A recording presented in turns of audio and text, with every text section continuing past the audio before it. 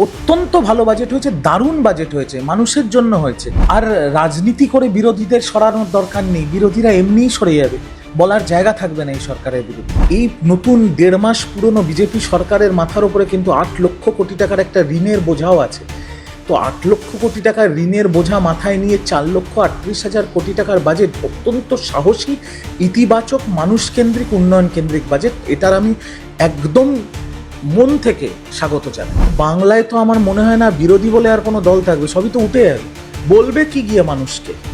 পশ্চিমবঙ্গ সরকার ক্ষমতায় আসার পরে বাজেট অধিবেশন প্রথমবারের মতন বাজেট পেশ করলেন অর্থমন্ত্রী স্বপন দাশগুপ্ত, এবং তাতে আমরা দেখলাম নারী শিক্ষা থেকে শুরু করে যুব স্বাস্থ্য বিভিন্ন ক্ষেত্রে কিন্তু একই রকমভাবে চমক দেখা গেল, এবং তা নিয়ে সাধারণ মানুষের সঙ্গেও কথা বলে দেখলাম তারা যেমনটা খুশি হয়েছে। ঠিক সেরকমভাবে এখন আমরা কথা বলবো রিজু দত্তের সঙ্গে।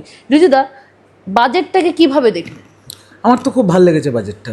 তার কারণ 15 বছর ধরে যে বাজেট আমরা দেখে এসেছি, তাতে আমরা যারা তৃণমূল কংগ্রেস করেছি, আমরা একটা শব্দ ব্যবহার করতাম ঐতিহাসিক। তো এই বাজেটের ক্ষেত্রে আমি সেটা ব্যবহার করব না, কারণ যেগুলোকে আমরা ঐতিহাসিক বলতাম সেগুলো ঐতিহাসিক ছিল না। আর সারা বাংলার মানুষ শুধু চাতক পাখির মতো বসে থাকতো যে ডিএ বাড়ছে কিনা, চাকরি হচ্ছে কিনা, কিছুই হতো না। শুধু ভাতার বাজেট হতো, লক্ষ্মীর ভাণ্ডার বাড়তো 500 টাকা করে, বিধবা ভাতা বাড়তো, পুরোহিত মুয়াজ্জেম ভাতা বাড়তো, এই ভাতার বাজেট হতো। তার থেকে তো এই যে নতুন বাজেট হয়েছে, ইতিবাচক বাজেট, মানুষ কেন্দ্রিক বাজেট, উন্নয়ন কেন্দ্রিক বাজেট। স্বাস্থ্যে, শিক্ষায় বিপুল লগ্নি হয়েছে, প্রচুর জায়গায় ব্রিজ, রাস্তা তৈরি হবে। সবচেয়ে বড় ব্যাপার যেগুলো, সরকারি কর্মচারীদের দিয়ে 20% বাড়ানো হলো। 1 লক্ষ শূন্য পদে চাকরি হবে, তার মধ্যে 50,000 শিক্ষক নিয়োগ হবে, 20,000 পুলিশ, বাকি অন্যান্য ক্ষেত্রে। অঙ্গনওয়াড়ি আশাকর্মী, তাদের 5,000 বেতন বৃদ্ধি হলো। সিভিক পুলিশ, তাদের বেতন বৃদ্ধি হলো 2,000 টাকা করে। তো সাংঘাতিক ভালো বাজেট, আমি মনে করি দারুণ বাজেট হয়েছে। বিরোধিতা করার জন্য অনেকেই বিরোধিতা করবেন।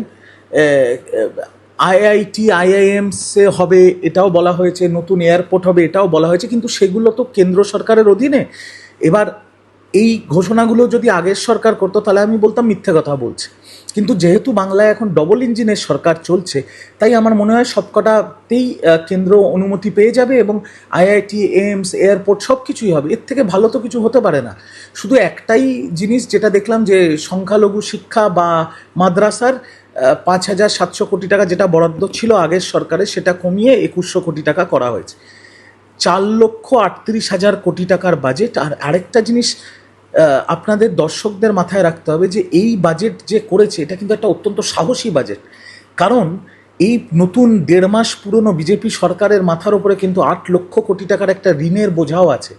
তো 8 লক্ষ কোটি টাকার ঋণের বোঝা মাথায় নিয়ে 4,38,000 কোটি টাকার বাজেট অত্যন্ত সাহসী, ইতিবাচক, মানুষকেন্দ্রিক, উন্নয়ন কেন্দ্রিক বাজেট। এটার আমি একদম মন থেকে স্বাগত জানাই। মানে এই যে পরিবর্তনের বারবার মানে পরিবর্তন হবে, পরিবর্তনের জোয়ার আসবে প্রত্যেকটি ক্ষেত্রে, তাহলে সেটা সত্যি করে দেখাচ্ছে বিজেপি। মানে ওরা বিজেপি যে ম্যানিফেস্টোতে যে প্রতিশ্রুতিগুলো দিয়েছিল সেগুলো তো তারা পূর্ণ করছে।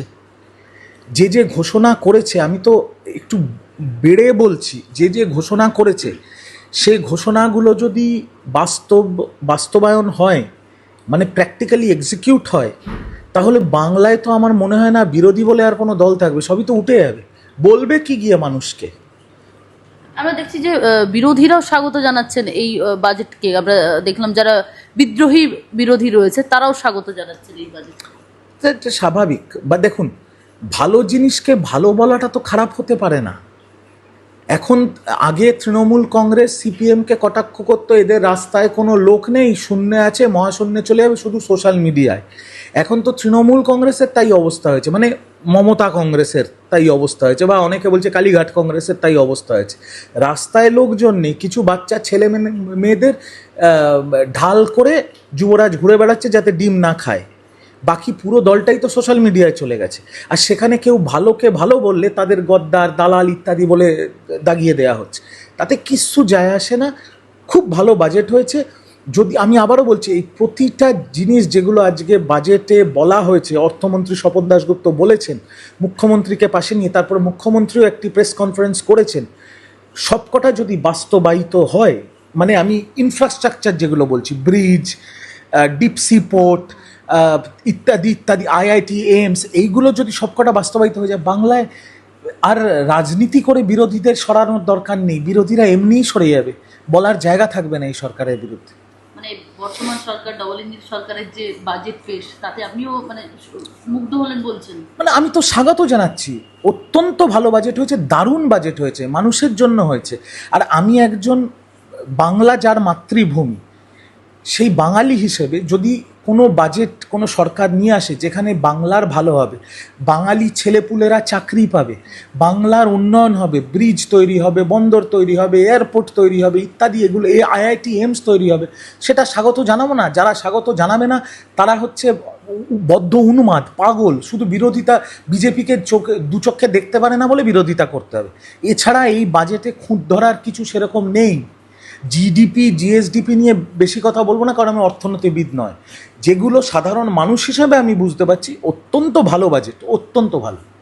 আরও ভালো ভালো খবর দেখতে সাবস্ক্রাইব করুন বাংলা হান্টের ইউটিউব চ্যানেল। বাংলা হান্টের আরও খবর দেখতে নজর রাখুন। বাংলা খবর মানেই বাংলা হান্ট।